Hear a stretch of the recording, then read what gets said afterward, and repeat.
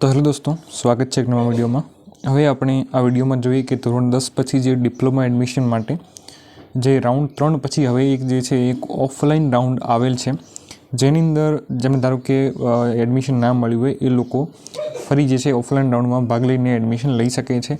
જે રાઉન્ડ 3 પછી જેટલી પણ ગવર્મેન્ટ અને ગ્રાન્ટ ઇન એડ કોલેજમાં જેટલી પણ જે ખાલી સીટો રહી છે એ ખાલી સીટો ઉપર તમે જે છે આની અંદર એડમિશન લઈ શકશો, બરાબર। तो आज राउंड है ये ओनली गवर्नमेंट और जो ग्रांट इन एड कॉलेज है एमना माटे है। जो तमारे प्राइवेट कॉलेज में एडमिशन लेवू है तो तमे प्राइवेट कॉलेज सीधे सीधे कॉन्टेक्ट करीने लई शको छो, बराबर।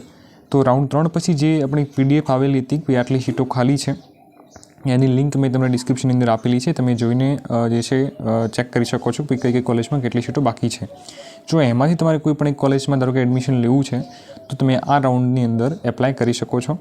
आमां तमारे जे छे काले गूगल फॉर्म भरवानुं रहेशे अने तमारे जे ऑफलाइन जे अमदावाद खाते तमारे जे एसीपीडीसी नी जे ऑफिस है त्यां तमारे जवानुं रहेशे। एनुं एड्रेस हूँ तमने अहींया आपूं छुं, बराबर। अने त्यां जईने तमारे जे छे बधी प्रोसेस थशे। जो तमने त्यां एडमिशन फाळववामां आवे तो तमने त्यां एडमिशन मळी जशे, बराबर। ए पण तमारुं मेरिट उपर ज त्यां तमने मळशे ऑफलाइन पण, बराबर। तो एना माटेनी शुं प्रोसेस रहेशे ए आपणे आ विडियोमां जोईशुं। जेमणे पण धारो के आगळ फॉर्म भरेलुं होय एसीपीडीसीनुं जे ऑनलाइन रजिस्ट्रेशन जे छे करेलुं होय ए लोको पण आनी अंदर जे भाग लई शकशे। અને જેમને એ ફોર્મ ના ભર્યું હોય મતલબ કે ઓનલાઈન એમને ફોર્મ ભરેલ નથી, હાલ સુધી બિલકુલ ફોર્મ જ નથી ભર્યું, એ લોકો પણ આની અંદર જે છે એ ફોર્મ ભરી શકશે, બરાબર છે। એટલે બધા લોકો જે છે આની અંદર એપ્લાય કરી શકે છે। જેમને આગળ એડમિશન મળ્યું હોય એ લોકો પણ, ના મળ્યું હોય એ લોકો પણ આની અંદર એપ્લાય કરી શકશે। તમારે જે છે એપ્લાય કરવા માટે ગૂગલ ફોર્મ ભરવાનું છે। એ ગૂગલ ફોર્મની જે લાસ્ટ તારીખ છે એ છે 6 સપ્ટેમ્બર, બરાબર। તો 6 તારીખ સુધીમાં તમે જે છે એ ગૂગલ ફોર્મ ભરી શકો છો। આ જે ગૂગલ ફોર્મ છે 3 તારીખથી ભરવાનું સ્ટાર્ટ થઈ ગયેલું છે અને એની લાસ્ટ ડેટ છે 6 તારીખ, બરાબર। એના પછી તમારું જે છે એ ડિક્લેરેશન ઓફ મેરિટ એટલે તમારું મેરિટ ડિક્લેર થશે 9 તારીખના રોજ। અને એના પછી તમારે જે છે એ અમદાવાદ ખાતે તમારે જવાનું રહેશે એસીપીડીસીની જે ઓફિસ છે ત્યાં આગળ, બરાબર છે। તો એ તમારે જે છે એ 11/9થી તમારું જે છે 15/9 સુધીમાં તમારું એડમિશન થઈ જશે। તમારે ક્યારે જવાનું છે મતલબ કે અમદાવાદ ખાતે એ તમારું જે છે શેડ્યુલ આવવાનું છે બાકી છે, બરાબર છે। એ તમારું 9 તારીખના રોજ જાહેર થશે। ત્યારે એના પછી તમારી જે છે તારીખ ત્યાં તમને આપવામાં આવશે, बराबर। त्यारे तमारे जे छे ए ऑफलाइन जे छे तमारे जवानुं रहेशे अमदावाद खाते, बराबर। तो आनी अंदर आपणे प्रोसेस जोईए के तमारे आमां जे छे शुं प्रोसेस रहेशे। तो पहला तमारे जे छे एटले के जे उम्मीदवारों ऑफलाइन राउंड में भाग लेवा मांगता होय ए तमाम उम्मीदवारों ऑफलाइन राउंड माटेनुं जे गूगल फॉर्म है भरवानुं फरजियात है। तो हूँ तमने बताऊँ छूँ तमारे कई रीते भरवानुं छे, लिंक क्या है बधुं। अने एना पछी के जे उम्मीदवारे अगाउना राउंड में रजिस्ट्रेशन करावेल होय तेमणे एसीपीडीसी एप्लिकेशन नंबर जे छे लखवानो रहेशे। जो तमे आगळ फॉर्म भरेलुं छे तो तमारे एमां एक एप्लिकेशन नंबर रहेशे, तमारे गूगल फॉर्म में लखवानो छे, ना होय तो नथी लखवानो, बराबर। एना पछी योग्यता धरावता जे उम्मीदवारोनुं मेरिट लिस्ट जे छे ए तारीख 9/9/2025 ना रोज जाहेर थशे। એટલે કે તમારું જે છે 9 સપ્ટેમ્બરના રોજ તમારું એક મેરિટ આવશે, બરાબર। અને મેરિટમાં સમાવિષ્ટ ઉમેદવારે, बराबर है, जो तमारू मेरिट में नाम आवे छे तो तमारे जे छे उम्मीदवारे प्रवेश बाबतनी कार्यवाही माटे एसीपीडीसी एटले के एसीपीसी बिल्डिंग जे 2nd floor LD college of engineering campus Ahmedabad खाते तमारे जे छे रूबरू आववानुं रहेशे, बराबर। हवे रूबरू क्यारे आववानुं छे तो एना माटेनुं जे शेड्यूल छे एटले के मतलब क्यारे आववानुं एनी तारीख जे छे तमने 9/9 ना रोज एटले के 9 तारीखे ज तमने जे छे एनी जाण करवामां आवशे, बराबर। तो 9 तारीख तमने खबर पड़शे कि तमारे जे छे तमारा मेरिट में नाम आव्युं छे कि नहीं। अने जो मेरिट में नाम आव्युं छे तो तमारे अमदावाद खाते जे एलडी कॉलेजनी अंदर एसीपीसी ऑफिस है एटले के आमां एसीपीसी और एसीपीडीसी, बराबर है, बंने त्यां ऑफिस है त्यां तमारे जवानुं रहेशे, बराबर। अने अगाऊ धारो के जेमने रजिस्ट्रेशन न करावेलुं होय तो एमने जे छे 250 रुपया तमारे त्यां फी भरवानी रहेशे, जे नॉन रिफंडेबल रहेशे। तो आ जे फी है ए लोको धारो के नवुं फॉर्म जेमने मतलब भरवानुं बाकी रही गयुं छे तो ए लोकोने आ जे छे 250 रुपया त्यां ऑफलाइन भरवाना रहेशे। जेमने धारो के ऑनलाइन जे रजिस्ट्रेशन करेल छे अने एमनी पासे जे एप्लिकेशन नंबर है तो एमने जे छे 250 रुपया भरवाना थशे नहीं, बराबर। अने एना पछी कि भाई रूबरू जे मुलाकात समय तमारी उम्मीदवारी जे छे जरूरी तमाम दस्तावेजों असल अने तेनी सप्रमाणित नकल साथे राखवाना रहेशे। एटले के जो तमे मतलब तमारुं जे मेरिट में नाम आवे छे तमे जो अमदावाद जाओ छो तो तमारे जे डॉक्यूमेंट्स जे बधा ओरिजिनल लई जवाना रहेशे अने एनी साथे तमारे जे छे बधानी प्रिंट पण लई जवानी छे, जेरोक्स पण लई जवानी रहेशे, बराबर छे। तो ये डॉक्यूमेंट्स पण तमारे साथे लई जवाना छे, बधा डॉक्यूमेंट्स, बराबर। तेमां तमारो पासपोर्ट साइज फोटो है, आधार कार्ड है, तमारे जे केटेगरी वाइज तमारुं जे सर्टिफिकेट आवे, बराबर है, कि जातिनुं जे दाखलो छे ए छे, आवकनो दाखलो छे, बराबर है, मार्कशीट है, बधुं तमारे लई जवानुं रहेशे।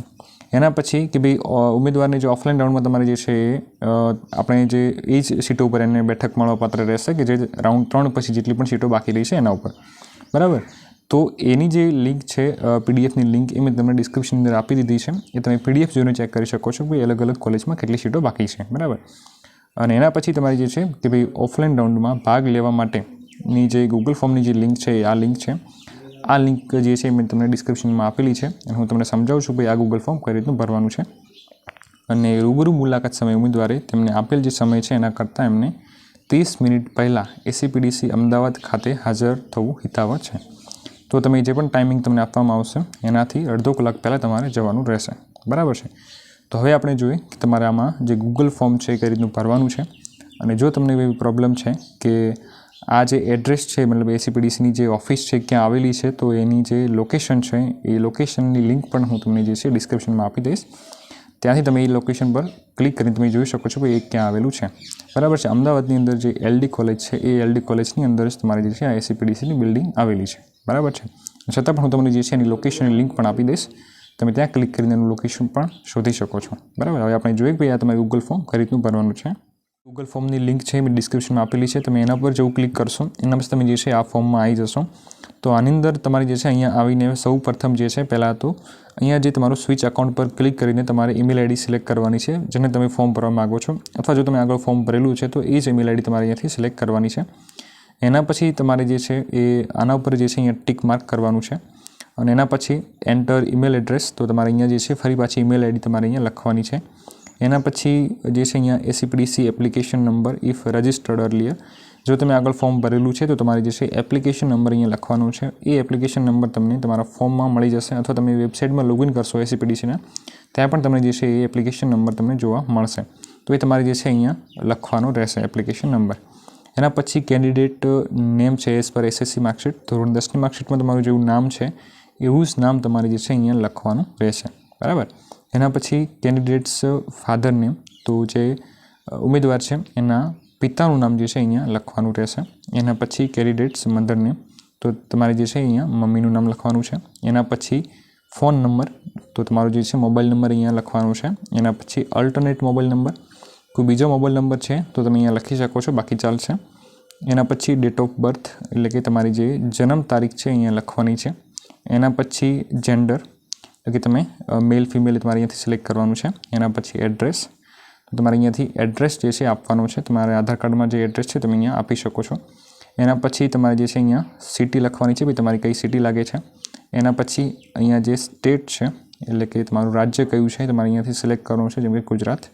એના પછી ડિસ્ટ્રિક્ટ એટલે કે તમારું જે છે જિલ્લો અહીંયાથી જે છે સિલેક્ટ કરવાનું છે, તમારો જિલ્લો કયો છે, બરાબર છે. તમે આના પર અહીંયા જે ક્લિક કરશો અહીંયા ચૂઝ ઉપર એટલે તમારો જે છે જિલ્લો, એમાં ઘણા બધા જિલ્લા આવશે, તમારો જિલ્લો સિલેક્ટ કરવાનો છે. એના પછી અહીંયા તમારો જે તાલુકો છે એ તમારે અહીંયા લખવાનો છે. એના પછી તમારું જે પિનકોડ છે એ પિનકોડ તમને આધાર કાર્ડમાં આપેલો છે, તમારે પિનકોડ અહીંયા લખવાનો છે. એના પછી એસએસસી સીટ નંબર, તમારે જે ધોરણ 10ની જે માર્કશીટ છે એના પર તમારે જે છે એ સીટ નંબર આપેલો હશે, જેમ કે A4149 એમ કરીને તમને આપેલો હશે, ઓકે. BSA CS એમ કરીને આગળ આપેલો હશે. તો તમારી જે એસએસસીનો જે સીટ નંબર છે એ તમારે અહીંયા લખવાનો રહેશે. એના પછી જે એસએસસી પાસિંગ મંથ, તમે ધોરણ 10 જે છે એ કયા મહિનામાં પાસ કર્યું છે તમારે અહીંયા મહિનો સિલેક્ટ કરવાનો છે. તો જેમ કે એની અંદર જે છે તમારે લખેલું જ હશે માર્કશીટની અંદર કે ભાઈ મે 2023 કે મે 2024 કે એપ્રિલ 2025 કે એવું હશે, બરાબર છે. તો તમે જે પણ મહિનામાં જે ધોરણ 10 પાસ કર્યું છે એની તારીખ તમને એટલે કે એનો જે મહિનો છે તમારે સીટ નંબરની આગળ જ જે બોક્સમાં આપેલો હશે તમારે અહીંયાથી સિલેક્ટ કરવાનો છે, બરાબર. એના પછી જે છે એ એસએસસી પાસિંગ યર, ધોરણ 10 પાસ તમે કયા વર્ષમાં કર્યું એ તમારે અહીંયા લખવાનું છે, જેમ કે 2023 2024 2025 જેમાં પણ કર્યું એમાં. એના પછી બોર્ડ છે, એ તમારે બોર્ડ સિલેક્ટ કરવાનું છે, ભાઈ તમે ધોરણ 10 પાસ કયા બોર્ડમાંથી કર્યું છે. તો જો તમે ગુજરાતની અંદરથી જે છે ધોરણ 10 પાસ કર્યું છે તો તમારે અહીંયાથી જે છે એ ગુજરાત સેકન્ડરી યર હાયર સેકન્ડરી એજ્યુકેશન બોર્ડ જે પહેલું જે છે અહીંયા સિલેક્ટ કરવાનું છે, બરાબર છે. Gujarat secondary and higher secondary education board, બરાબર છે, GSHEB, બરાબર. એના પછી તમારી જે છે એ એસએસસી પાસિંગ સ્ટેટ, બરાબર છે. ધોરણ 10 પાસ કયા જિલ્લામાં કર્યું છે એ પણ તમારે અહીંયા સિલેક્ટ કરવાનું છે, જેમ કે ગુજરાત છે, અલગ અલગ સ્ટેટમાંથી કર્યું હતું એ.